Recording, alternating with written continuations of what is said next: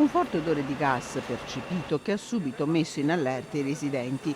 Sono le 11 quando in corso Milano a Padova, all'altezza del civico 115, scatta l'allarme. Sul posto si precipitano i vigili del fuoco che provvedono all'evacuazione di tutti i 31 appartamenti, ma in quel momento c'erano solo 10 residenti all'interno, 2 dei quali con disabilità.